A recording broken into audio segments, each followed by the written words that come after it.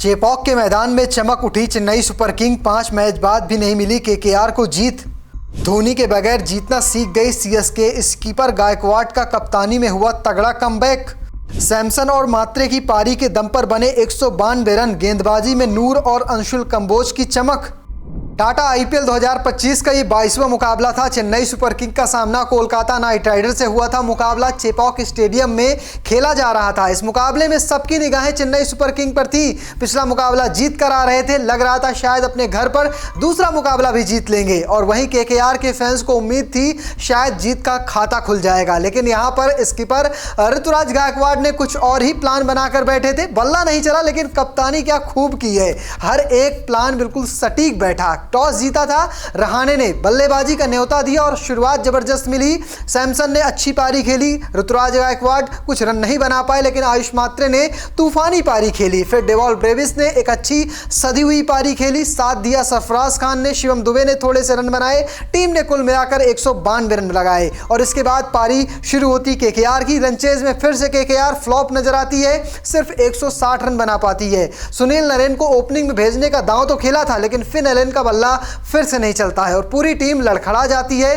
कुल मिलाकर इस मुकाबले में चेन्नई सुपर किंग की जीत होती है, वहीं केकेआर को हार का सामना करना पड़ता है। चेन्नई सुपर किंग ने साल 2024 के बाद पहली बार ऐसा हुआ जब लगातार 2 मुकाबले जीते हैं। तब भी कप्तान ऋतुराज गायकवाड़ थे। साल 2025 में धोनी कप्तानी कर रहे थे, लेकिन वहां पर टीम बैक टू बैक 2 मुकाबले नहीं जीत पाई है। तो लंबे अरसे के बाद चेन्नई के खाते में जीत मिली है और इसी के साथ प्लेऑफ में पहुंचने की उम्मीदें अब दोगुनी हो चुकी हैं। 5 मुकाबले खेले हैं, 4 पॉइंट बचते हैं, 4 पॉइंट हो गए हैं और 9 मुकाबले उनके बाकी हैं। उनमें से अगर वो 5 मुकाबले जीते हैं तो 14 पॉइंट होंगे, 6 मुकाबले जीते हैं तो बड़े आराम से 16 पॉइंट हो जाएंगे। फिलहाल मैं चलिए आपको इस वीडियो में दिखाता हूं कि पॉइंट्स टेबल में कौन कहां पर है। इसके साथ साथ ऑरेंज कैप किसके पास है, पर्पल कैप में किसका दावा ठोका है, साथ में कौन सी पहली पारी में क्या हुआ था, दूसरी पारी में क्या हुआ था। तो चलिए जानते हैं पहली पारी का हाल। टॉस हारकर पहले बल्लेबाजी करने उतरी चेन्नई की शुरुआत अच्छी नहीं हुई। 7 रन बनाकर कप्तान ऋतुराज गायकवाड़ आउट हो गए। इसके बाद संजू सैमसन का साथ आयुष ने दिया। दोनों ने 22 गेंद पर 47 रनों की साझेदारी की। 17 गेंद पर 37 रन बनाकर आयुष मात्रे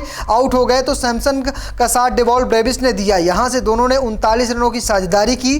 4 चौके और 3 छक्के के दम पर 48 रन बनाकर सैमसन भी आउट हो गए। ब्रेविस ने सरफराज के साथ 51 रनों की साझेदारी की। 18 गेंद पर 23 रन बनाकर सरफराज आउट हुए। वहीं आज ब्रेविस ने 41 रनों की पारी खेली। शिवम दुबे ने 13 रन और जेमी वाटन ने 7 रन बनाकर नाबाद रहे। कुल मिलाकर चेन्नई सुपर किंग 192 रन बनाने में कामयाब हो जाती है। शुरुआत पावर प्ले जिस तरह से गुजरा था उस तरह से मिडिल ओवर्स में रन नहीं बने और खास करके डेथ ओवर में तो बिल्कुल नहीं बने। यहां पर कार्तिक त्यागी ने क्या कमाल की गेंदबाजी की थी। 18वें ओवर में सिर्फ 6 रन खर्च किए थे, 1 विकेट चटकाया था। कुल मिलाकर उन्होंने संजू सैमसन को आउट किया, साथ में 1 विकेट 18वें ओवर में चटकाया, यानी 2 विकेट चटकाने में कामयाब हो जाते हैं। संजू सैमसन को तेज गेंद पर बोल्ड मारते हैं। सैमसन छक्का लगाते हैं लेकिन कमबैक करते हैं कार्तिक त्यागी और एक जोरदार गेंद फेंकते हैं जो उनके मिडिल स्टंप को उखाड़ देती है। सैमसन भी चकमा खा जाते हैं कार्तिक त्यागी की इस रफ्तार में। इसके अलावा वैभव अरोड़ा को 1 सफलता मिलती है, 1 विकेट मिलता है अनुकूल रॉय को और 1 विकेट सुनील नरेन के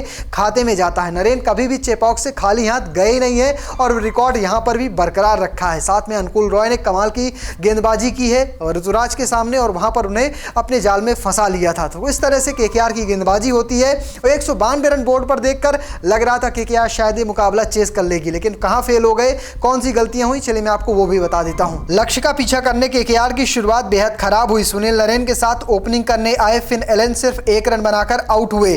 5वें ओवर में 24 रन बनाकर सुनील नरेन भी आउट हो गए। इसके बाद कप्तान रहाणे और रघुवंशी ने 50 रनों की साझेदारी की। रहाणे ने 28 रन और रघुवंशी ने 27 रनों की पारी खेली। आज रिंकू सिंह 6 रन और ग्रीन बिना खाता खोले ही आउट हो गए। इसके बाद पवल और रमनदीप ने लड़ाई लड़ी पर जीत नहीं दिला पाए।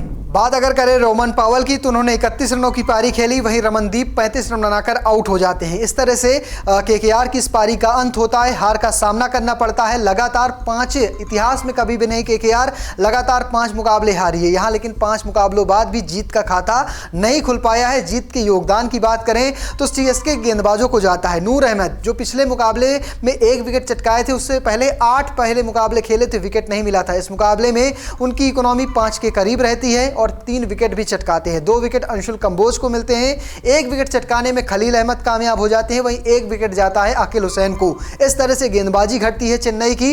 अब चेन्नई का अगला मुकाबला हैदराबाद से होगा जो 18 अप्रैल को खेला जाएगा। लेकिन उससे पहले अगर पॉइंट्स टेबल की बात करें तो पॉइंट्स टेबल में एक बड़ा बदलाव हुआ है। चेन्नई सुपर किंग जो पहले 9वें पायदान पर थी, उसने मुंबई इंडियंस को पीछे करते हुए 8वें पायदान पर अपनी जगह बना ली है। आपको बता दें चेन्नई सुपर किंग के समेत जो 4 टीमें और हैं उनसे आगे की टीम है, वो भी सिर्फ 4 ही मैच पॉइंट है उनके पास। चेन्नई 5 मुकाबलों में 4 पॉइंट हासिल कर चुकी है। बाकी जो टीमें हैं, यानी कहें टॉप 4 में जो हैदराबाद भी चौथे नंबर पर मौजूद है, उसके पास भी 4 पॉइंट हैं। यानी चेन्नई अब बहुत ज़्यादा इस लड़ाई में पीछे नहीं है, लगातार 2 मुकाबले जीत चुकी है। अगर आने वाले समय में ज़बरदस्त वापसी करती है या फिर और दमखम दिखाती है, चेन्नई की टीम अभी भी प्लेऑफ में पहुंच सकती है। टॉप की बात करें तो केकेआर राजस्थान रॉयल्स मौजूद है। राजस्थान ने 5 मुकाबले खेले हैं, 4 मुकाबलों में जीत दर्ज की है और 8 पॉइंट है। फिर आते हैं पंजाब का नंबर, 7 पॉइंट है उनके पास, एक भी मुकाबला नहीं हारे। फिर आरसीबी है जिसके पास 6 पॉइंट हैं और साथ साथ एक फिर आती है हैदराबाद जिसके पास 4 पॉइंट है 5 मुकाबलों के बाद।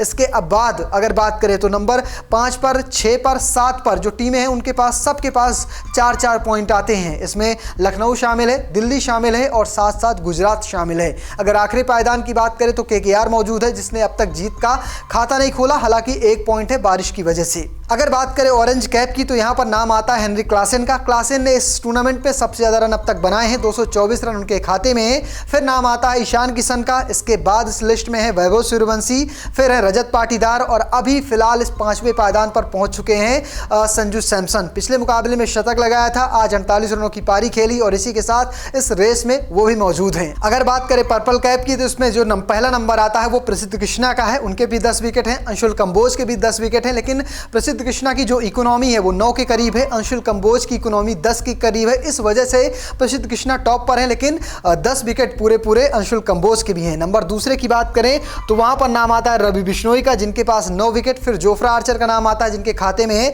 7 विकेट। वहीं 5वें पायदान पर आते हैं प्रिंस यादव जिनके खाते में है 6 विकेट। तो फिलहाल आपको क्या लगता है इस साल की ट्रॉफी कौन सी टीम जीतेगी? कमेंट बॉक्स में लिखेगा और पेज को फॉलो करना, चैनल को सब्सक्राइब करना बिल्कुल भूलिएगा। धन्यवाद।